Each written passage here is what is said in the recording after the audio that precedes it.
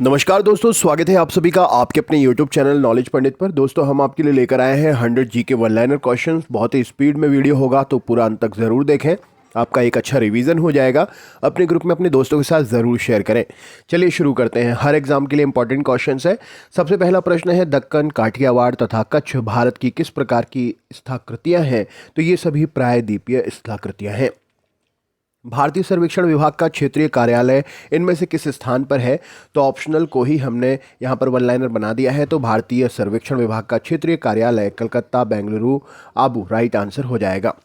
देश की कुल उत्पादन का लगभग 86% पाइराइट्स खनिज इनमें से किस राज्य से निकाला जाता है? तो आंध्र प्रदेश से पाइराइट खनिज 86% तक उत्पन्न किया जाता है। भारत में समुद्री तटरेखा वाले राज्यों की संख्या कितनी है? तो भारत में 9 समुद्री तटरेखा वाले राज्यों की संख्या है। हिमालय क्षेत्र में मिलने वाली संकीर्ण तथा अनुदैर्घ्य घाटियों को किस नाम से जाना जाता है? तो इन्हें हम दून नाम से जानते हैं। भूगोल पृथ्वी को केंद्र मानकर अध्ययन करने वाला विज्ञान है, यह कथन किसका है? तो वॉरेनियस का यह कथन है। नम बिंदु बस्तियां निम्न में से किस क्षेत्र में पाई जाती हैं? तो नम बिंदु बस्तियां जो है मरुस्थलीय प्रदेशों में पाई जाती हैं। कौन सा सागर महासागरीय मरुस्थल के रूप में पहचाना जाता है? तो सरगासो सागर महासागरीय मरुस्थल के रूप में पहचाना जाता है। सर्वप्रथम हरित गृह प्रभाव ग्रीन हाउस इफेक्ट को बताने वाले वैज्ञानिक इनमें से कौन थे? तो ऑर्थीनियस सबसे पहले ग्रीन हाउस इफेक्ट को बताने वाले वैज्ञानिक थे। विश्व के किस देश में सर्वाधिक जनसंख्या पाई जाती है? तो चीन देश में विश्व में सर्वाधिक जनसंख्या पाई जाती है। भारत में दक्षिण पश्चिम मानसून का समय सामान्यतः कब से कब तक रहता है? तो दक्षिण पश्चिम मानसून का समय सामान्यतः जून से सितंबर के मध्य में रहता है। कौन सी नदी गंगा के बाएं किनारे पर नहीं मिलती है? तो यमुना नदी गंगा के बाएं किनारे पर नहीं मिलती है। विश्व का सबसे बड़ा द्वीप कौन सा है? तो ग्रीनलैंड विश्व का सबसे बड़ा द्वीप है। निम्न में से किस राज्य की जनसंख्या है महिलाओं के अनुकूल है? तो केरल की जनसंख्या महिलाओं के अनुकूल है। सुनामी किस भाषा का शब्द है?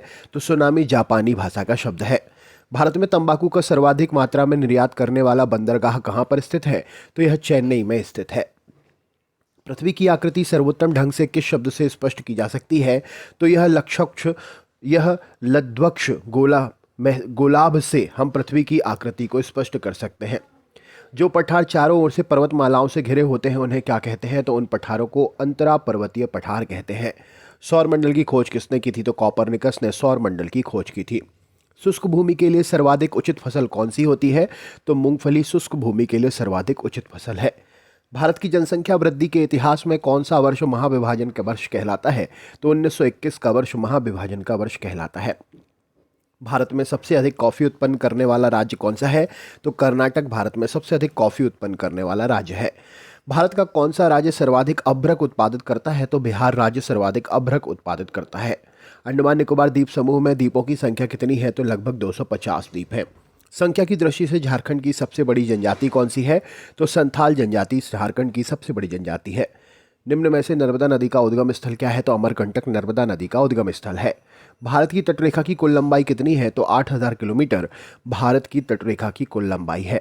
कौन सा बादल अत्यधिक तीव्र वर्षा के लिए उत्तरदायी होता है? तो कापासी बादल अत्यधिक तीव्र वर्षा के लिए उत्तरदायी होता है। शिवराय की पहाड़ियाँ कहाँ पर स्थित है? तो तमिलनाडु में शिवराय की पहाड़ियाँ स्थित है।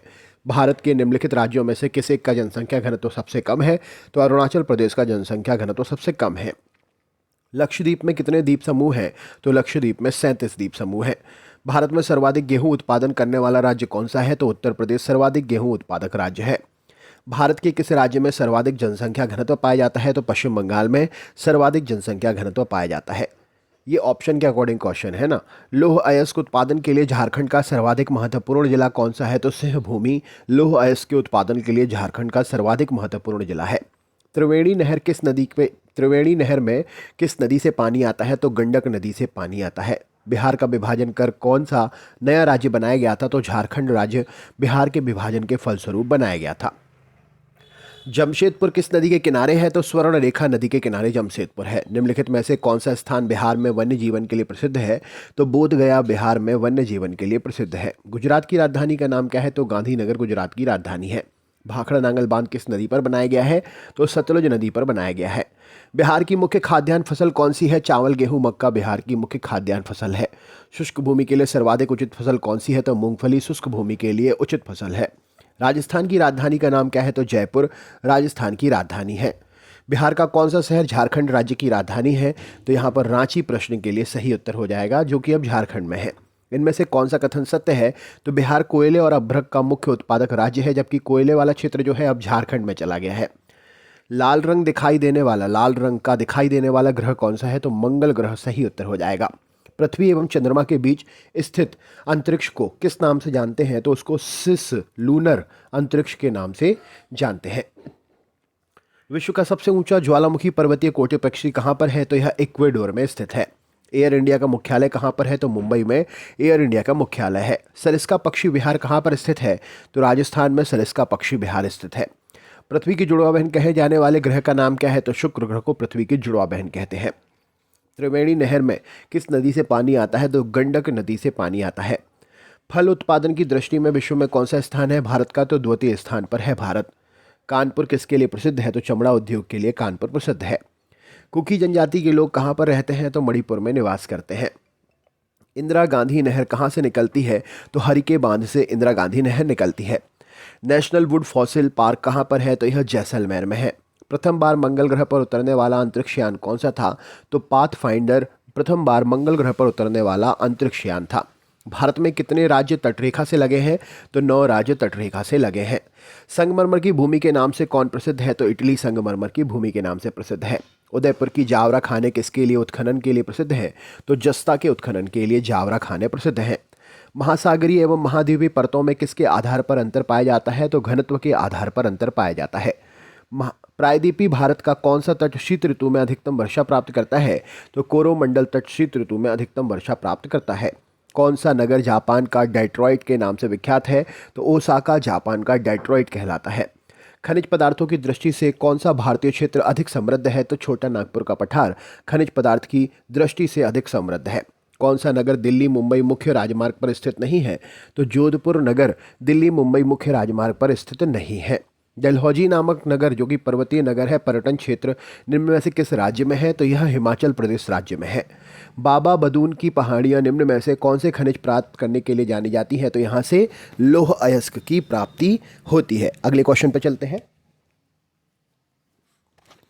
अगला प्रश्न है, भूगोल को मानव परिस्थिति के रूप में परिभाषित करने वाला विद्वान कौन है? तो एच बैरोज भूगोल को मानव परिस्थितिकी के रूप में परिभाषित करने वाले वैज्ञानिक हैं या विद्वान हैं। कृषि अवस्थिति सिद्धांत के प्रतिपादक कौन है? तो वॉन थ्यूनेन कृषि अवस्थिति सिद्धांत के प्रतिपादक हैं। विश्व वन दिवस कब मनाया जाता है? तो 21 मार्च को मनाते हैं। विश्व में चाय का सबसे बड़ा निर्यातक वर्तमान में कौन सा देश है? तो श्रीलंका सबसे बड़ा निर्यातक है। कौन सी नदी प्रारंभ में अरुण नदी के नाम से जानी जाती है? तो कोशी नदी को अरुणा नदी के नाम से जानते हैं। भारत में प्रथम बार भाषा के आधार पर राज्यों का पुनर्गठन किस वर्ष किया गया था? तो 1955 में किया गया था। कौन सी वायुमंडल की स्थायी गैस नहीं है? तो कार्बन डाइऑक्साइड जो है वायुमंडल की स्थायी गैस नहीं है। पेंसिल बनाने में निम्न में से किस वृक्ष की लकड़ी का प्रयोग करते हैं? तो सिडार वृक्ष की लकड़ी का प्रयोग करते हैं। शीतोष्ण कटिबंधीय क्षेत्रों में सामान्यतः किस प्रकार की वर्षा होती है? तो चक्रवातीय वर्षा होती है। पर्वतीय क्षेत्रों में की जाने वाली समुच्च रेखीय जुताई का प्रमुख उद्देश्य इनमें से कौन सा है? तो मृदा संरक्षण करना है। भारत में कुल उत्पादन का 60% से अधिक डोलोमाइट निम्न में से किस क्षेत्र में भंडारित है? तो दुर्ग मध्य प्रदेश, जो कि दुर्ग जो है अब भिलाई छत्तीसगढ़ में आ गया है ना, ये छत्तीसगढ़ में आ गया है, मध्य प्रदेश से नहीं, छत्तीसगढ़ में। अगला क्वेश्चन देख लेते हैं, वन पारिस्थितिकी निम्न में से किस प्रकार के पारिस्थितिक तंत्र का उदाहरण है? तो वन पारिस्थितिकी जो है प्रौढ़ पारिस्थितिक तंत्र का उदाहरण है। भारत में लंबे रेशे वाले कपास का आयात का मुख्यतः कहाँ से किया जाता है? तो पूर्वी अफ्रीका, मिस्र, सूडान, संयुक्त राज्य अमेरिका, पाकिस्तान, यहाँ से आयात होता है। पर्वतीय क्षेत्र के निवासी निम्न में से किस व्यवसाय से संबंध नहीं रखते? तो मत्स्य व्यवसाय से संबंध नहीं रखते हैं। पृथ्वी पर अक्षांशीय ऊष्मा संतुलन के लिए निम्नलिखित में से कौन सा कारक उत्तरदायी है? तो वायुमंडलीय हवाएं और महासागरीय धाराएं। निम्न में से किन क्षेत्रों के मकानों की छतें अत्यधिक ढाल वाली बनाई जाती हैं? तो अत्यधिक वर्षा वाले क्षेत्र की छतें ढालयुक्त बनाई जाती हैं। भोक्सा, जौनसारी, खरवार, थारू जनजातियाँ ये किस प्रदेश में निवास करती हैं? तो उत्तर प्रदेश में निवास करती हैं।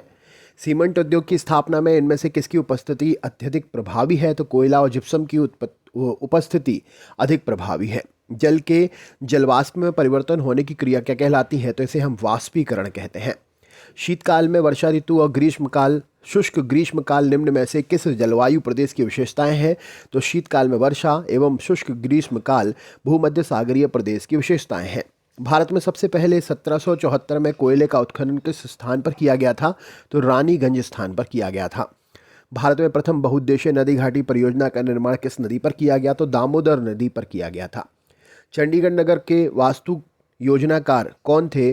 तो कार्बूजियर प्रश्न का सही उत्तर हो जाएगा। देश के कुल कृषि योग्य क्षेत्र के सर्वाधिक भाग पर निम्न में से किस फसल की कृषि होती है?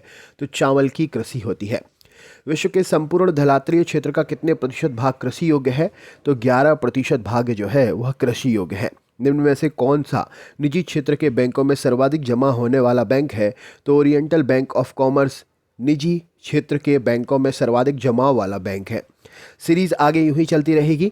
चैनल पर नए हैं तो सब्सक्राइब जरूर कर लीजिएगा। 10-10 मिनट के ही वीडियो बनाते हैं और 100 से ज़्यादा क्वेश्चंस कवर करते हैं। आप अपने दोस्तों को शेयर करके चैनल से जोड़ सकते हैं। सब्सक्राइब करें, लाइक करें, शेयर करें, कमेंट करें। मिलते हैं नेक्स्ट वीडियो में। बहुत बहुत धन्यवाद।